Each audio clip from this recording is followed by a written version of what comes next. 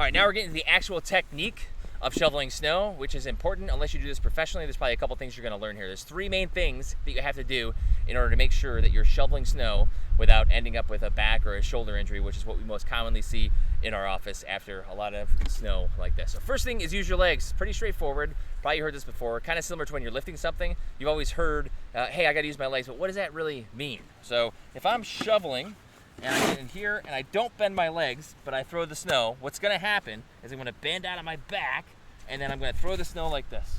Okay? You can do that, but pretty quickly your back is going to get tired out. Okay? So that's not something that you can do for a sustained period of time. So what you need to do, kind of similar to the warm-up we did, right, where we did that split squat, just getting those joints running through their full range of motion and getting muscles activated, is the same kind of thing. So I'm shoveling in here, and I'm bending here as compared to bending here, right? So I'm in here, I'm getting down, I'm keeping my head and my chest up, not out here, but back in here, head and chest up, and then I'm using my legs to throw the snow. So you can see my legs went from here, pushed up to here, I bring my legs straight, I throw my hips forward, and that makes it easy to throw the snow. So now I'm throwing the snow with my legs, these big muscles that are designed to do a lot of lifting, versus the smaller muscles in your back, which are not as well equipped to do that, especially if you're not used to doing this kind of activity. The second thing is to try to avoid rotation as much as possible. So what does that mean?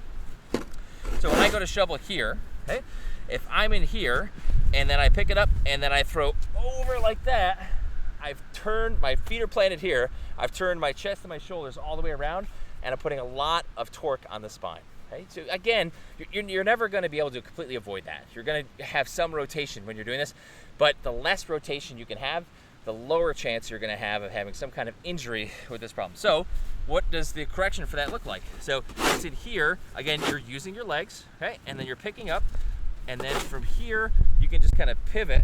Okay, so this is different. I've opened up my hips, and then now my spine is still in neutral, and then I'm throwing the snow like that. Small difference, but it will make a big impact on your back.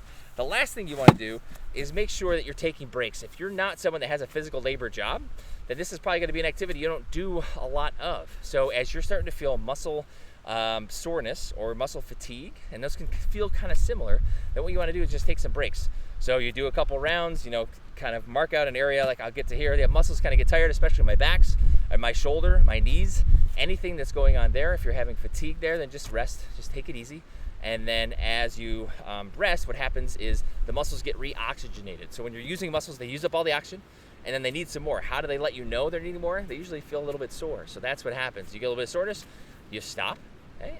And that oxygen comes back in the muscles, you can go back to that activity. So just take small breaks as you go there. Hopefully that makes sense, and hopefully these techniques make sure that you have a safe and injury-free snow throwing season.